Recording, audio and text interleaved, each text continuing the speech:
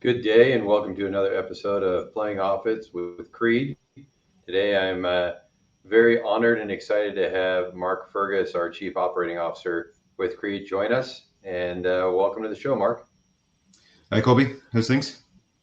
Things are good. It's not like it's feeling kind of, non-strange and usual since you and I typically talk with each other either on phone or, via Zoom at least 5 or 6 times a day. But good to see you here and recording you. So we'll try to keep this one clean for the audience. Okay, good to be here. Sounds good. So, Mark, glad to have you with CREDE. You've been part of the company now right at a year. And maybe just give a little bit of the background of where you were before joining us and how you came up through the ranks in the owner's rep and construction management business. Sure. So I've had quite an interesting career. Started off, I left Scotland in 1993. You can probably tell from my accent that I'm not from Texas.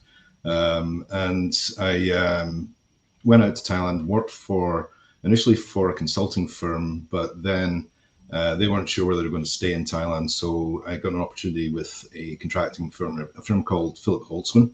And so I entered there and was part of the cost and commercial management division, which then had me working on a project site. At age of 23, I was running 6 team members on the Central Rama 3 project in Thailand, which was a ground-up construction of a 2 million square foot mall, and worked on that project for a good 4 years until it was complete. Had lots of interesting incidents happen on the project and learned a lot from actually being physically on site. After that, I was working with the main head office on a number of other projects, including the Sheraton Grand Hotel, the Peninsula Hotel Bangkok, Hopewell, which is a large transit facility, as well as working on early pre-con bids for projects such as the Tinamboon Dam in Laos and other locations around Asia. After working with Holtzman for a 7-year period, I was then, we were working on a lot of dispute resolution work. So I worked in claims for a large part of that time. And then I was approached by a Japanese firm called Daiho, who was building the Taiwan high-speed rail project, a section of that C400 project in Hsinchu in Taiwan. And so my job there was to bring the JV together and to set up structures within the JV to be able to deliver a section of the railway, which included 10 bridges and 10 tunnels through central Taiwan. We had an interesting situation there where there was an earthquake in very close to where our project was, and so that ended up in a very intense re-engineering of the project, and I was instrumental in helping our firm survive through that process in terms of commercially making sure that we had claims submitted and so on to make sure that we were not going to be out of pocket from the change in the ground acceleration rate. Following that, I had a couple of years in the UK working for Network Rail, as well as working for a private residential developer called Berkeley Homes, and worked in the southeast of the UK. And then following that, I had a contact from my time in Thailand reach out to me, and they were interested in working on a new ground-up development in Dubai. This was in early 2003, and that project included 1,700 acres, basically the size of Monaco. And I was initially seconded into the owner's organization, and then they approached me to join them. And so I ended up running the cost and commercial management division there, including scheduling, costs, budgets, and interfacing with our project management and development teams to deliver that project, which included a large amount of, we had golf courses, we had hotels, we had residential, and also the site-wide infrastructure to implement there. So I worked there to set up the team, structure the organization, working with one of the development managers there, Richard Polkenhorn, who's now one of the lead directors over at Neom the Line in Saudi Arabia. But we organized the team to make it as efficient as we could do and create specialization so we could deliver the project successfully. Following 4 years in Dubai, I was asked to go to Egypt and do the same thing, structure the team there. And we were working on a 700-acre development in Cairo called Cairo Festival City. So I moved to Egypt in 2007 and reorganized the team there. It was a 700-acre development. We had, again, hotels, site-wide infrastructure. We had large retail malls and high-end residential that we're building there. Part of the issues we had there was navigating through the financial crisis, which had an impact on our liquidity there. So I was part working with our CFO in organizing a loan through the Export Credit Guarantee Department in the UK. So using UK suppliers in Egypt, that allowed us to get access to low-cost funds to be able to continue during the GFC. And then we had the Egyptian Revolution, which then closed ports, etc. So we had to manage through, decide whether we're going to continue with the project or whether we're going to basically close up shop. We decided to move forward and managed to work through the logistical problems of, an active revolution when we're continued to try and bring in materials and so on for the project. And basically was there till 2012 when the project, because we continued through after the revolution had kind of stabilized, we had a great viable project and product that was a great hit in the market and really set the way for developments in Egypt and in the Middle East.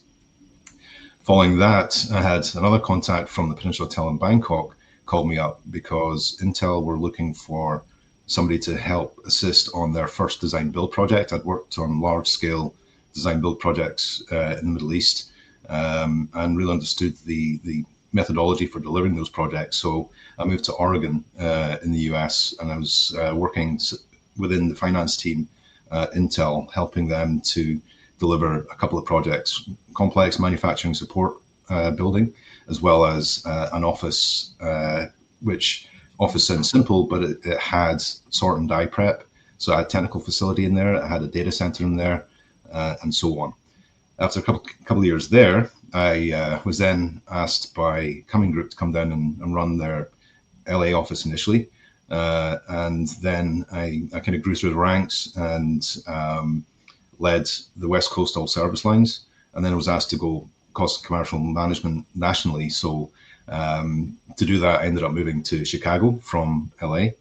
And I've been here in Chicago for 3 years now until Colby, you called me up and said, hey, I've got a growing business and we'd like to see how we can hyperscale this. And so I love the challenge. And so that's where I am now. So that's a short run around the world, but that's been my career to date. So if you, as you and I are growing the business, we have very similar takes, but as we're looking to hire folks, what's the path that you like to look for whether it's undergraduate education or field experience or different things? Is there a thing that you look for as you're looking to bring people into our business? Yeah, I mean, when I'm hiring for people, the prime thing I'm looking for is drive, because we can teach people the skills. If they've got the drive, you can teach anybody.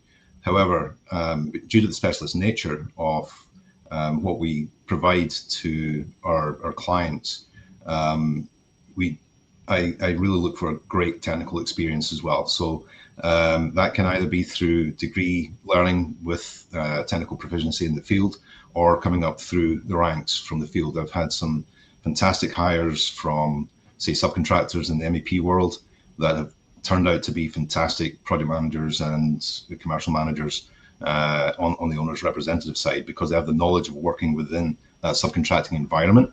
And so that really helps us to kind of understand where the contractor is coming from and allow the contractors to be successful. The other thing is the knowledge of, and this is where I think CREDE has a different approach to some of the other consultants out there, is that as we are developers ourselves, we understand the development mindset, and that is key to understand the revenue side of the model as well as just the cost side of the model, which is what I see more traditional consultancies looking at. So they don't see the full picture. So I like people that are rounded, that are creative thinkers, and particularly as we're shifting from administrative tasks being carried out by junior personnel as they're coming through. We need to be able to, and being replaced by AI, to be clear.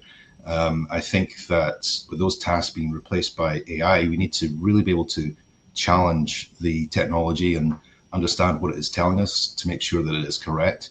And so that's where you need to have somebody that has the experience and has that creative thinking approach. And that's the way that we can serve the best of our clients. Yeah, it's interesting. I mean, and again, you might expand on it. Just we're on the same page there, but it's our model, the industry model has always been hourly billing or monthly billing for staff augmentation. But Yeah. with AI moving through, and I see it in the AE owners rep industry adapting much faster than I see it in the contractor industry. Um, but to me, the overall economic model is going to change from hourly billing or service provided to truly that of value created, Yeah. and which is great for CREDE because that's been our DNA since day one, almost 25 years ago. But Yeah. just maybe chat a little bit about how you're seeing AI and what we're focusing on as a company, just and how do you think it'll affect the industry? Yeah. I mean, I've been tracking technology for a large number of years as a tool. Um, I think that it's accelerating. Say, for example, in the legal consulting world, you're right, everything was on early. And a lot of the costs, I'd say maybe about 80% of the cost is paying for your technical advisor to do administrative tasks. Now, those administrative tasks are getting replaced by AI. The issue when you look at a legal firm is that the old when you were building an office, you needed to have say 500 square feet per partner because that's where you had your secretarial pool, that's where you had your legal interns, that's where you had all these people doing these administrative tasks. Nowadays, that's closer to 150 square foot because a lot of those tasks have become automated.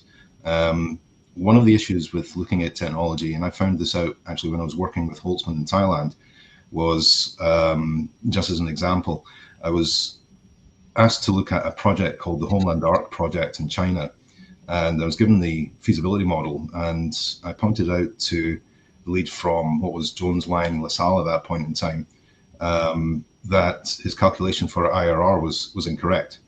And he said, well, I've taken it out of Excel. And so we just moved from Lotus 123 onto Excel, and maybe some of us can remember those days. And I pointed out that the Excel calculation was incorrect. He came back to me a week later and said, yep, you're right. The Excel calculation was incorrect. So we still need to have that human element to check that what the information is telling us is correct.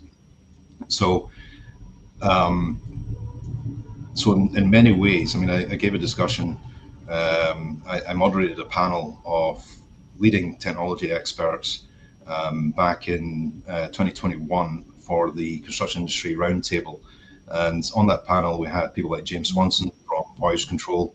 We had Rennie Marcos from Alice Technologies. Now, Alice Technologies is a generative scheduling tool. And it was really interesting to hear from Rennie, particularly because he also lectures at Stanford as well. But one of the points he made out is that it's not AI in terms of artificial intelligence, it's actually iterative analytics. And so it is a tool that we can use. It's not going to replace people. We just need to change the way that we think. I think in many cases, and particularly in the construction industry, we are still putting a horse in front of a car to make it go faster rather than trying to figure out how to drive the car. And that's kind of where we're at in this technological change. And successful businesses will adopt AI and use it for how it can make us more efficient, and then allow us to flip that switch from 80% admin and 20% value to be 80% value and 20% admin. And so that's where we can become more efficient and give more bang for the bucks to our clients. Yeah, it's been fun for me working with you as we really roll that as a cultural concept across the groups we've purchased, and and integrate it into the platform. And as we look, outwards of how are we not just integrating people, but how are we integrating tech, and and how's it all working? Because it will be table stakes in 5 years, but it's exciting for me today because again, I think we'll continue to create new jobs and positions, not just within CREDE, but within real estate, that allow us to build faster, build smarter, and just create more value versus where people are afraid, oh, it'll just commoditize or lower fees. To me, it's quite the opposite. It's more throughput and more creativity to create buildings that we haven't dreamed of yet. Yeah, no, I agree, and I think it's to your point. It's creating value. We had a conversation the other day where we were talking about the difference between added value and creating value. Creating value is directional. Added value is not really, is just kind of putting a new paint on a car. It's not really building a new car from ground up. So that's kind of the way that I see it, and that's where I think there is that big change. You mentioned about adoption. I actually would say that in the owner's rep field, we're actually slower to adopt than some of the contractors out there. So if you look at Suffolk, for example, they have a fantastic VDC group that is then expanded to be a full control center for all of their projects. So you can be sitting in their head office in New York and dial into an exact problem on a current live project where you can solve for those problems because you can identify them very, very easily. And so it's that kind of being able to sort the wheat from the chaff that we can use technology to help us become better in providing our services, whether you're on the contracting side, whether you're on the owner's rep side. It's totally agree, and for our business, it'll be interesting to see. The large language models work very well. Estimating and drawing and full diagrammatic expansion isn't quite there yet. Yeah. But it's getting there. I mean, you and I were chatting even this morning about different estimating programs and such, and it's great for ROMs, but I haven't seen anything yet that actually takes it down to the level of detail of a BIM 300 or BIM 400 level estimate. Yeah, I mean, so I'm also on I'm on a number of standards boards for the Royal Institution of Chartered Surveyors, and this is something that we've debated for quite a number of years. I'd say going back maybe 10, 12 years at least, is that in certain markets there is an adoption of standardization. So say, for example, in public bidding in the UK, you have a minimum requirement for your design of LOD 500, and it's all very structured in terms of the naming conventions. So a door is a door is a door, depending on the projects. When you come to somewhere like the US, which is a different structure, every state, sometimes cities within those states, the architectural practices don't have those same standards. And so you're relying on the standards that have been developed by individual architects or by individual contractors in terms of the way that they cut and slice that information. And so that has been the biggest, I think that's the biggest barrier to creating efficiency within the design process and so on. The amount of times that as an owner, I've had to pay for somebody to design a window detail again is frankly very frustrating. I don't know why there isn't that standardized of details. But that's where you're seeing people like Cove Architecture out of Atlanta, where they've got an AI approach to designing their buildings, which allows us to get detailed, say, residential building drawings done within 30 days instead of 6 months. But that's one practice. I've seen other practices, HDR is another firm as well, that are providing, they're really solving for the problem of not enough design architects or detail architects in the workforce, that they're turning to the technology and standardization. So upon that realization, when I was speaking with the governing council or the leads of RICS in the Americas, what I suggested was that the people that are making this change are the Autodesks and the Procore. They need to have standardization for their systems to work. So rather than trying to get a group of owners, the AGC consulting organizations together to try and agree on a mass national standard, it's actually the software providers that are providing that standard And that's what you're seeing now in terms of the bolt-ons to Autodesk and Procore as they try to dominate the project management software and design software sides of the business. So that RICS does have an agreement with those groups to help advise on standardization, because from the professional side of RICS, that's one thing that we do very well, is getting the standards right. Well, talking about standards and costing and such, we've had a volatile construction market over the years. Prices up, down. I think it truly is market by market. We're still seeing some commodities pricing go down. I was talking light gauge steel and such. I mean, material still forecasted to drop probably another 10 to 15% here in the next 60 to 90 days. But where are you in your own mind, and as we can debate it back and forth, and you can either do this asset class by asset class or area by area, how do you see construction pricing for 2026? So, yeah, as you say, it's been volatile. Generally, going back to the 1980s, when you're looking at any of the cost indices, the standards average inflationary cost is between 3 and 4% year on year. And that's been standard until we hit the pandemic. Because of the snarl-ups in the logistical supply chain and availability of materials, there was extreme volatility. And prices over the 2021-22 really started to increase by upwards to 20%.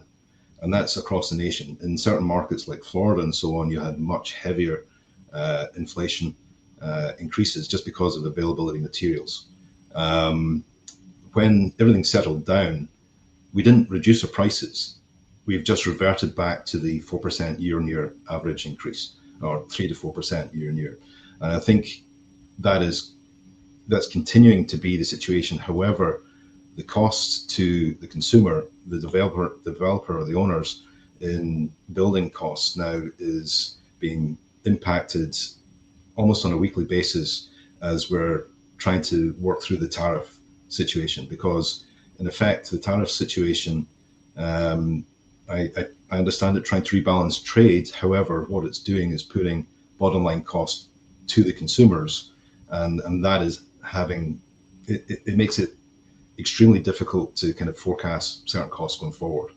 However, as I say, generally, the material price element is not the biggest cost to the owner. The biggest cost to the owner is actually the labor force. And what we're seeing is reduction because of the slowdown in the industry at this moment in time.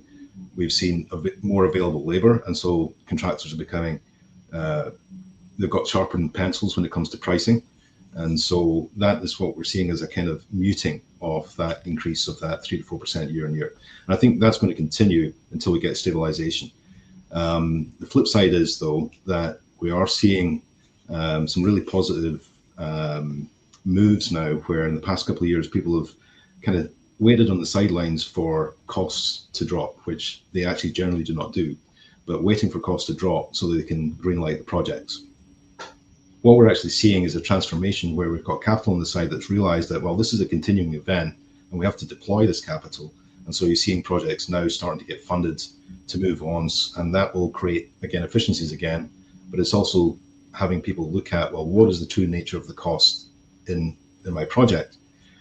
One of the biggest elements of costs, which is really underlying what we're doing just now, is driven by the fact that we're not growing more land, unless in Dubai, of course, you're building new islands, but here we're not growing more land. So the situation is because of the restrictions on entitlement and planning and zoning, etc.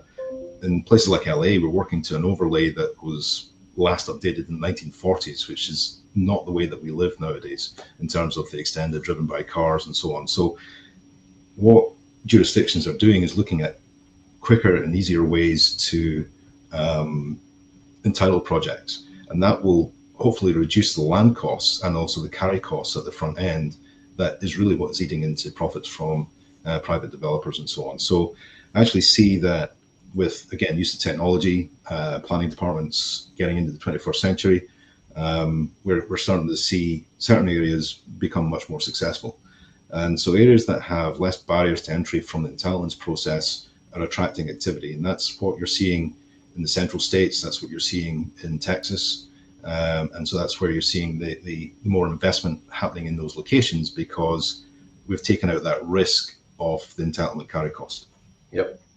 So as you look at 26 and 27, and I'd say, why don't you go ahead and answer it for both CREDE and for the industry? What's the most exciting things that are coming down the pipe in the next 12 to 24 months in your mind?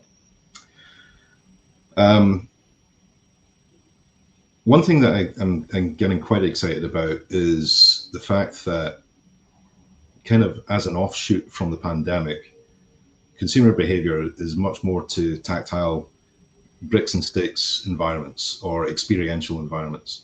And so what we're seeing is a change from looking at a particular sector or product. So say looking at a sports and entertainment arena, looking at a hotel, looking at multifamily, and seeing them as discrete elements within the urban fabric.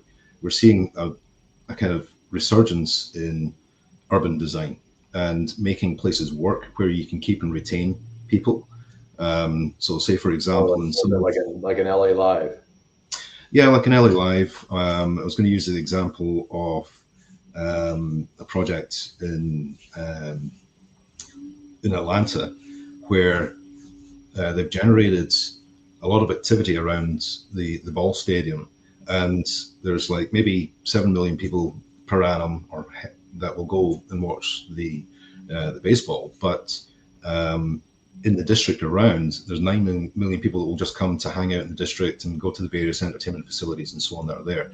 So that's what we're seeing across the US. And so again, particularly in places like Oklahoma, there's massive development in Oklahoma. You've got the Legends Tower there that's planned. I don't know if it'll ever get built, but that's going to be the biggest tower in the US. But that's creating regeneration, not just for the sports facilities there, but also for the entertainment districts around there. So I think that's a really interesting place to be in. We are seeing an increase in ex-urban retail. Retail has been generally very flat in the US for about 10, 15 years, but we're starting to see the profitability coming back into retail, and particularly with the move to experiential and the move away from malls and big box and power center and so on. We're seeing a lot of activity there. It's kind of grassroots at the moment, but I think that there's momentum there as well. So I think that's interesting. The drive to onshoring manufacturing is creating more jobs locally, and so that then brings the need for residential schools and more community facilities. So I'm seeing a lot of activity there. I'd like to see more activity in infrastructure. I don't think it is keeping a pace as it should do. American infrastructure is still rated at grade C at best, and there's a lot of investment needed there. So again, there's a lot of expectation that that's going to come from the private sector through private-public partnerships. But outside of successful P3s, say, for example, in Florida, that model has not really been fully adopted here. So I still see some challenges in the infrastructure world, but that also needs to be there to deliver those other facilities that we need as well. So it's a really interesting ecosystem. It's a really good time to be in the industry. And I think that we're going to see some growth back in 26, 27, I think is going to be another stellar year for us. And what do you see, and since I'm recording you, I'll remind you of this later, but what do you see as the most exciting stuff for CREDE for next year? All of the above. I'm seeing lots of opportunity, as I say, in the sports and entertainment fields. We have some great partners on that side of things. On the land development side, we've brought in some great partners, and it's all needed, particularly in somewhere like Southern California that's been hit with pandemic, been hit with the fires, the dreadful fires that we had in the Palisades and Altadena. There's a lot of places that we can play to support and allow residents to get back to living a normal life. And so that's what I see, through what we deliver. We're not just building a building, we're delivering a reality for people to really enjoy their lives. And so that's what I find is very exciting. Yeah, it's I often relate back to the story of working in on skilled nursing facilities, and a lot of, we think we're construction managers or project managers, which we are, but we often fail to realize that we're how the impact is for people's lives. And whether it's the smile on someone's face when you've built a hotel and you see the groom and the bride there, or a skilled nursing facility and you realize that you have people that were veterans and the founders of our country that built all the highways and the roads, and that you can improve something where and we can take care of our aging generation. So it's Yeah. 100% free. It's what we do lasts, we create things that are 50 and 100 years beyond when we complete them. So it's a pretty fun job. Yeah, no, I agree. It's a very creative process, but we're bringing things into reality to enhance the way that we live today. So it's a great industry to be in. I've had a great experience. It's taken me around the world, which is not what I thought. I thought I was going to have to be a rock star so that take me around the world, but apparently it's become a quantity surveyor. But Well, you still do play. You still do play a good game with guitar there, my friend. I got you up to play in the summertime there, so I know you're not yeah, bad at it. yeah, that was fantastic. I mean, great event. The CREDE Days of Summer raised fantastic funds for War Heroes on Water, and fully sponsored event, and just great to get everybody together. My big concern was I had no idea what the song was, and so I just kind of went up there and jammed. But I think I managed to fake it, so that's great. Well, any other parting thoughts or ideas for our listeners today before we go back to work? Really, I just think it's embrace the new technologies that we're having. Our industry does need an update. It's been the slowest to adopt technology out of any of the main economic drivers within the US. And so we can embrace technology, become more efficient, and let's get out there and create value for our clients. Well, Mark, thank you very much for joining today. And for our listeners, feel free to reach out to myself or Mark Fergus if you have any questions about this or anything that CREDE does or generally in the real estate project management industry. And we look forward to seeing you soon. Feel free to watch this on our general social media channels. Thank you again, Mark. Have a great day. Thanks, Colby. Thank you for having me. Cheers.